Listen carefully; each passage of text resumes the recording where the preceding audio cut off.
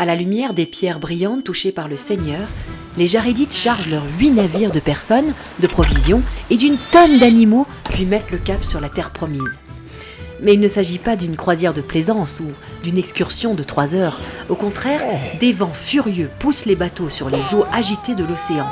Lorsque les vagues géantes plongent les bateaux dans la mer, les Jarédites invoquent le Seigneur jusqu'à ce que les bateaux émergent à nouveau.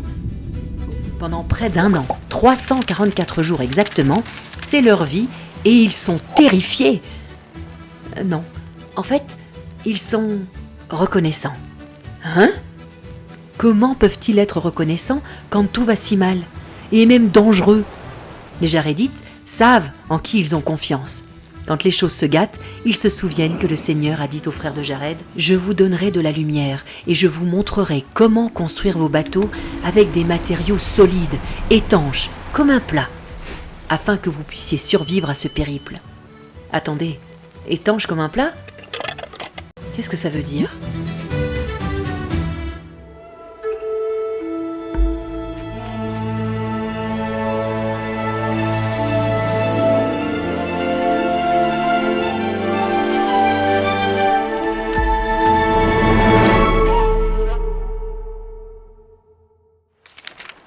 Le Seigneur sait que les tempêtes de la vie sont effrayantes, y compris les catastrophes, les maladies, les guerres, sans parler des efforts pour s'entendre avec tout le monde.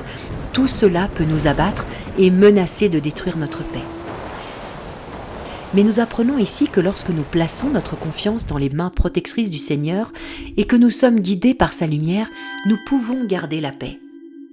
Nos défis, comme le vent et les vagues des Jarédites, nous poussent vers de meilleurs horizons et font de nous de meilleures personnes. Imaginez maintenant nos témoignages comme ces navires. Lorsqu'ils sont construits à partir de matériaux solides, basés sur des vérités éternelles telles que Dieu est votre Père céleste aimant et l'expiation fonctionne réellement, et qu'ils sont solidement fixés ensemble par des pratiques telles que aller à l'église, prendre la Sainte Seine, étudier les Écritures et bien d'autres choses. Nous pouvons résister aux vagues qui s'abattent sur nous aujourd'hui, surtout quand nous avons la lumière du Seigneur pour éclairer le chemin devant nous. Les Jarédites arrivent enfin en terre promise. Ils se réjouissent en versant des larmes de joie, reconnaissant au Seigneur de les avoir amenés là en toute sécurité. Puis ils se mettent au travail, plantant des cultures et construisant une nation. Vous pensez peut-être qu'avec un départ aussi puissant et fidèle, il reste juste, n'est-ce pas ? Eh bien non. Tout a bien commencé pourtant, mais un mauvais choix déterminant est fait. Le peuple choisit d'avoir un roi. Vous vous souvenez de ce problème ? Au départ, tous les fils du frère de Jared refusent totalement de devenir roi, mais l'un des fils de Jared finit par accepter. Bien sûr, ils ont quelques bons rois, mais cela déclenche une réaction en chaîne qui conduit finalement à Chise, Coriantumr et à la destruction totale du peuple. En fait, les 4 chapitres suivants décrivent une chronologie folle qui alterne entre des rois justes et des rois méchants et des guerres qui s'étendent sur plus de 32 générations. Vous souvenez-vous du cycle de l'orgueil néphite ? La droiture, la prospérité, l'orgueil, la méchanceté, la destruction, l'humilité et le retour à la droiture ? Eh bien, au cas où vous l'auriez manqué dans le livre des Laments, Moroni le montre avec ce que nous appellerons le cycle du pouvoir, dans lequel un roi juste conduit le peuple dans la justice, puis un roi méchant cherche à prendre le pouvoir, le renverse et conduit le peuple à la méchanceté. Encore et encore, pendant 1 millier d'années, avec des guerres, des intrigues et la séduction, des combinaisons secrètes, des meurtres et des trahisons.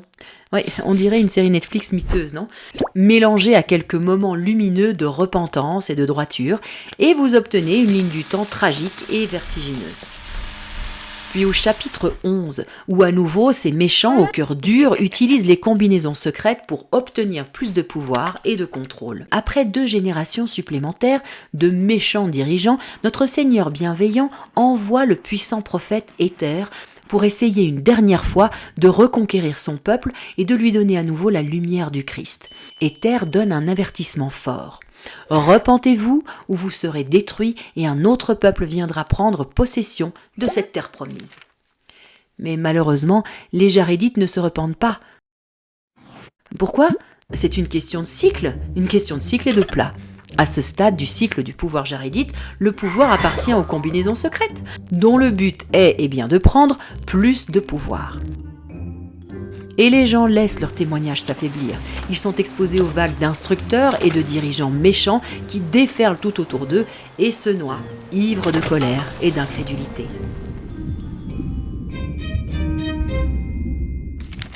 Et oui, au cas où nous l'aurions manqué dans l'histoire des Néphites, nous l'avons à nouveau ici comme second témoin de l'histoire tragique. Nous voyons des gens qui ont été amenés à traverser le grand abîme par une puissance miraculeuse, se diriger ensuite vers leur propre destruction, parce qu'ils nient la puissance même qui les a délivrés. On dirait que Moroni nous donne un avertissement, n'est-ce pas ? Il est intéressant de noter que le cycle de pouvoir tragique des Jarédites a modifié l'histoire néphite. L'histoire jarédite et le méchant roi Noé amènent le juste roi Mosia à changer de gouvernement, passant des rois à une sorte de république démocratique. Mais les Jarédites ne sont pas encore morts. Le grand prophète Éther, qui a choisi de ne pas être roi et qui, tout comme Moroni, doit consigner les derniers jours de l'histoire de sa nation, termine son livre en partageant de nombreuses prophéties et une mise en garde pour nous aujourd'hui. Allez y jeter un coup d'œil.